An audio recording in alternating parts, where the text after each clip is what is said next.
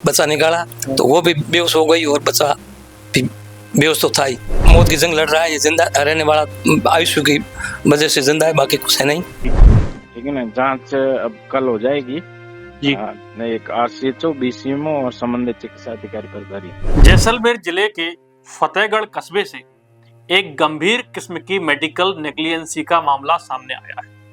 दरअसल गुड्डी देवी नाम की महिला जो कि 9 महीने की गर्भवती थी, 7 तारीख को उनको प्रसव पीड़ा होती है। उसके परिजन जिसमें 2 महिलाएं थी, उस प्रसूता को लेकर निकटवर्ती कस्बे फतेहगढ़ जाती हैं। फतेहगढ़ में एएनएम जिसका नाम भबरी देवी है, अपने घर में एक क्लिनिक चलाती हैं। अव्वल तो किसी एएनएम को अपने घर पर किसी तरह का इलाज करने का या किसी तरह का क्लिनिक चलाने का या लाइसेंस लेने का अधिकार नहीं होता है।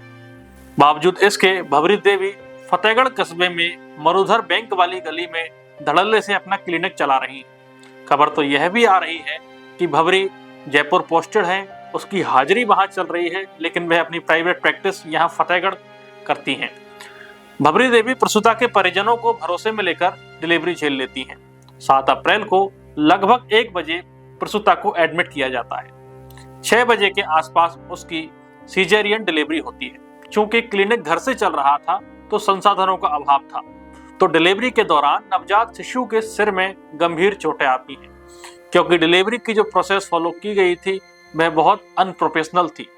नवजात की हालत जब बिगड़ने लगी तो नर्स के हाथ पैर फूल गए और आनन फानन में परिजनों को नवजात को बाड़मेर या जैसलमेर ले जाने को कहा और उनसे 8,000 रुपए मांगे। उसने वो पैसे अपने पति देवराम के अकाउंट में करवाए। इस पूरे मामले में प्रसूता गुड्डी देवी के परिजनों से जब हमने बात की तो उन्होंने क्या कुछ कहा, तो उनसे बात करते हैं, पूरा मामला जानने की कोशिश करते हैं। नमस्कार सर। मेरी बच्ची की 7 तारीख की। आपका नाम क्या है? मेरा नाम मांगाराम। मांगाराम जी, आपकी बेटी की डिलीवरी हुई? मेरा नाम मांगाराम है, मैं गांव घूंगा से रहने वाला हूँ। हाँ। और मेरी बेटी की डिलीवरी लगभग सुबह उसकी पीड़ा होनी शुरू हुई जी। तब उनको 1 बजे यहाँ लेके आए फतेहगढ़ आए तो उसका उनको पता था या न था, किसको पूछा होगा कि ये कहाँ पे रहती है मैडम, तो भवरी देवी नाम के मैडम है, उनके पास वो आए और उसने कहा ये डिलीवरी हो जाएगी आज और मतलब मैं करा दूंगी नॉर्मल डिलीवरी।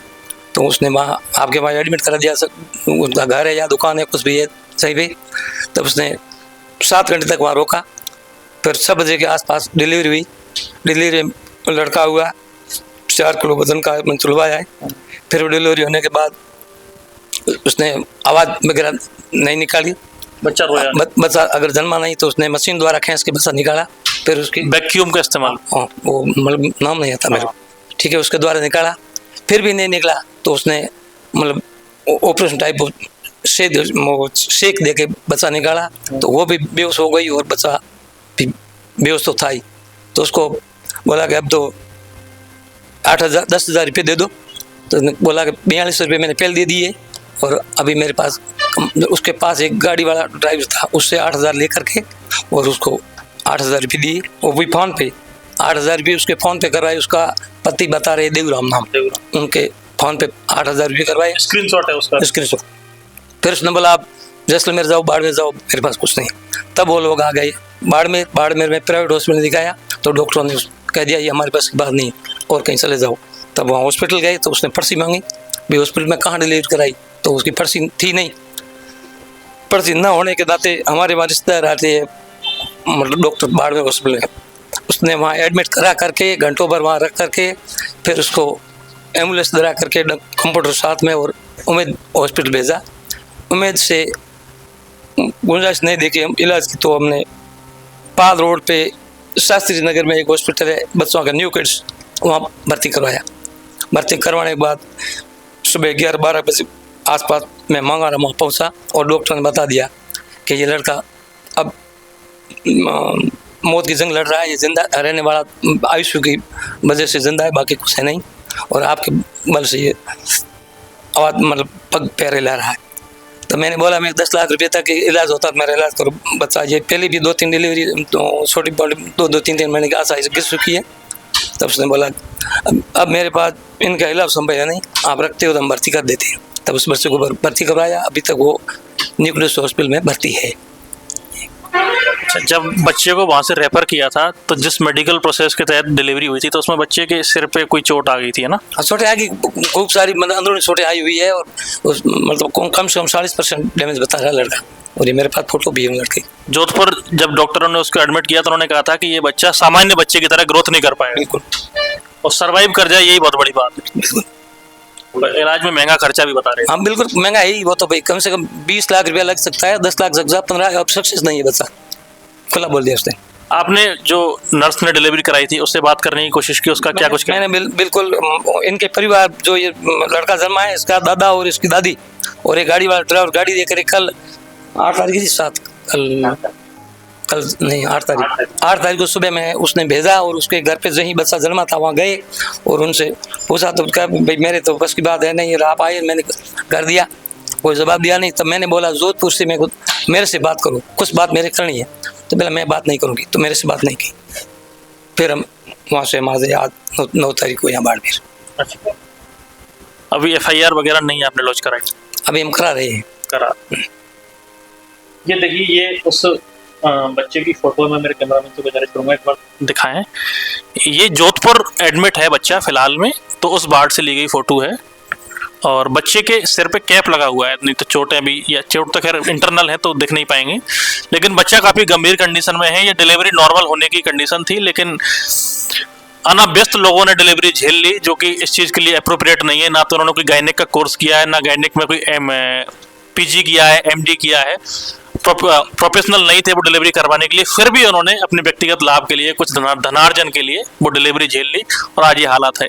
ये तो एक केस हमारे सामने है, सुनने में आ रहा है कि 2-3-4 केस वो पहले भी बिगाड़ चुकी हैं, और न जाने कितने केस भविष्य में बिगाड़ने वाली हैं। तो इस खबर पर हम आपको और भी आगे अपडेट देंगे, कोशिश करेंगे हम नर्सिंग होम जाकर के आए, उस नर्स से बात करने की कोशिश करें। अभी के लिए इतना ही। मैं आदित्य कौशिक, शुक्रिया। हमने पूरे मामले की गंभीरता को समझते हुए ANM भबरी देवी से बात करने का प्रयास किया, तो उनका फोन सेवा से बाहर था। इसके बाद हमने chief medical health officer doctor Rajendra Paliwal से बात करने की कोशिश की, तो सुनिए उन्होंने क्या कुछ कहा। हेलो। हाँ, नमस्कार सर। नमस्कार सर, मैं आदित्य कौशिक निवेदन कर रहा था दा बवाल न्यूज से। जी। सर, एक मामला आया था मेडिकल नेग्लिजेंसी का। जी। यहाँ पे फतेहगढ़ में एक महिला है भबरी देवी करके, हाँ, जो एक नर्सिंग होम चलाती है। वहाँ पे उन्होंने एक गुड्डी हाँ। देवी करके महिला की बच्चे की डिलीवरी की है। हाँ, हाँ। बहुत ही इनमेच्योर ढंग से वो डिलीवरी हुई। मेरी जानकारी में अभी आया है, उसकी जांच बिठा दी हमने। जी जी ठीक है ना, जांच अब कल हो जाएगी जी। एक RCHO, BCMO और संबंधित चिकित्सा अधिकारी प्रभारी, अच्छा, आपने 3 जांच सदस्यीय कमेटी गठित कर दी है। ठीक है, हाँ, तो उसकी आई होप रिपोर्ट पे। इसमें हाँ। कल तक कोई अपने को स्ट्रॉन्ग कल रिजल्ट। तो अब क्या है, अभी हमारे डॉक्टर्स की कमी है, तो हीट वेव को लेकर के अलर्ट किया हुआ है, तो जैसे ही इनको टाइम मिलेगा तो थोड़ा जी जी। करके थोड़ा सा नहीं देंगे। सर, ये सीमावर्ती जिले हैं, आपको तो बेहतर पता है कि मेडिकल को लेकर के बहुत सारे लोग फर्जी तरीके से नर्सिंग होम चला। काफी हम लोग कोशिश कर रहे हैं जी। और मेडिकल में प्रयास और जरूरत है, और अभी सुधार की काफी जरूरत है, कोशिश कर रहे हैं, अच्छा करेंगे। अच्छा, तो सर थोड़ा सा प्रायोरिटी पे लेके एक बार इसको हाँ हाँ, जरूर। और बाकी ये लोग जो FIR वगैरह की प्रोसेस है वो तो कर रहे हैं। हाँ, ये उनका मामला है खुद का, वो तो उसमें हमारी रिपोर्ट लगती है। जी जी, आप अपना काम बेहतरी से कर रहे हैं सर, शुभकामनाएं हमारी आपको। जी। और मैं कोशिश करता हूँ उधर आपकी अगर पॉसिबल हो तो बाइट ले लेता हूँ एक बार आकर के इस मामले में। बाइट अभी आप तो मैं वैसे ही कलेक्टेड हीट वेव को देखे वार्ड चेक कर रहा हूँ। अच्छा, तो अभी रहने दो आप, मैं थोड़ा इसमें कॉन्शियस हूँ अभी। ठीक है, मैं कल आ जाता हूँ सर, है ना, समय निकल। नवजात फिलहाल जोधपुर के निजी अस्पताल में ICU में भर्ती है, लेकिन उसकी सामान्य बच्चे की तरह बड़े होने की या जीवित रहने की संभावना बहुत कम है। इस पूरे मामले में या इस तरह के किसी भी मामले में किसी एक शख्स को दोषी ठहराना बेईमानी होगा। ये पूरे सिस्टम का कलेक्टिव फेल्योर है। ये कितनी बड़ी विडंबना है कि आजादी के 77 साल बाद भी हम सरहदी जिलों में मूलभूत स्वास्थ्य सुविधाएं भी नहीं पहुंचा पाए। गुड्डी देवी का मामला तो एक बानगी है। ऐसी कितनी ही प्रसूताओं के साथ या नवजातों के साथ इस तरह की घटनाएं हो चुकी हैं, और भबरी देवी जैसे कितने ही झोलाछाप लोगों की जान के साथ खिलवाड़ कर रहे हैं। स्वास्थ्य विभाग और जिम्मेदारों की कुंभकर्णी नींद न जाने कब टूटेगी। इस खबर के बारे में आप क्या सोचते हैं, हमें कमेंट करके बताइए। आप देख रहे हैं द बवाल। शुक्रिया।